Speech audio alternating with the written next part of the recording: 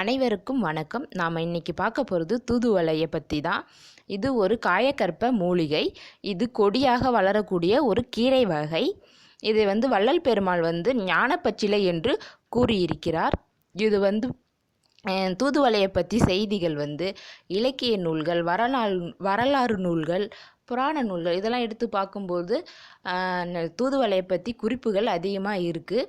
அதுமாரி 18 சித்தர்களும் இந்த தூதுவளையை பயன்படுத்தியிருக்காங்க. இதை பற்றி அவர்களுடைய நூல்களிலும் கூறியிருக்காங்க.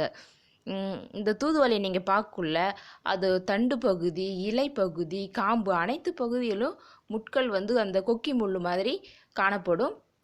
இந்த தூதுவளை பெரிக்குங்குள்ளே நல்லா கவனமாக பார்த்து தான் பெரிக்க முடியும். ஏன்னா அந்த முள் மாட்டுச்சுன்னா கையிலலாம் காயம் ஏற்பட வாய்ப்பு அதிகமாக இருக்குது. இந்த தூதுவளை கபம் சம்பந்தமான, கபம்னா சளி சம்பந்தமான அனைத்து பிரச்சனைகளையும் இது என்ன செய்யுதுன்னா சரி செய்யுது. இந்த தூதுவளை 2 வகை உண்டு. ஒன்று வெள்ளை தூதுவளை, இன்னொன்று ஊதா, இந்த நம்ம வேலி ஓரம் பார்க்குறோம் பார் அந்த வகையான தூதுவளை. அந்த தூதுவளை ஊதா கலரில் பூ பூத்துருக்கும். இந்த வெள்ளை தூதுவளை வெள்ளை கலரில் பூ பூத்துருக்கும். இந்த வெள்ளை தூதுவளை நீங்கள் எங்கே பார்க்கலான்னா மலைப்பகுதியில் தான் அதிகமாக காணப்படுது. இது இப்போ வர அழிஞ்சிக்கிட்டு வர ஒரு இனமாக இருக்குது இந்த வெள்ளை தூதுவளை.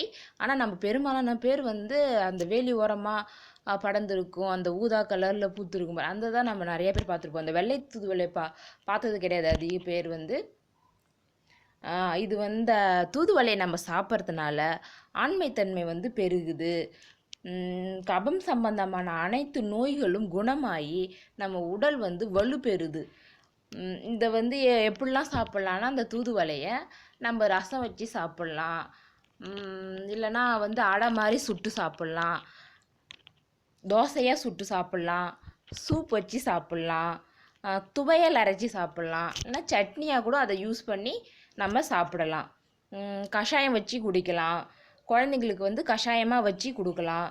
இந்த நாட்டு மருந்துகளில் இந்த தூதுவளை லேகியமாகவும் கிடைக்கிது, தூதுவளை பொடி கிடைக்கிது. இதெல்லாம் வாங்கி நம்ம யூஸ் செய்யலாம்.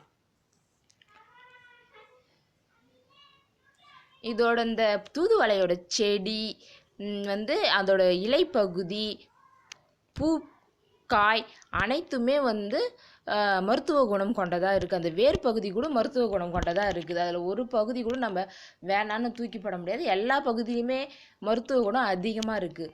இந்த தூதுவளையோட காயை பார்த்திங்கன்னா நல்லா பச்சை கலரில் சுண்டைக்காய் மாதிரி இருக்கும்.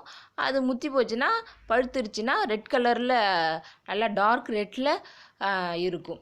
இந்த தூதுவளையை நம்ம சளிக்கு சிறந்த ஒரு மூலிகையாக இருக்குது.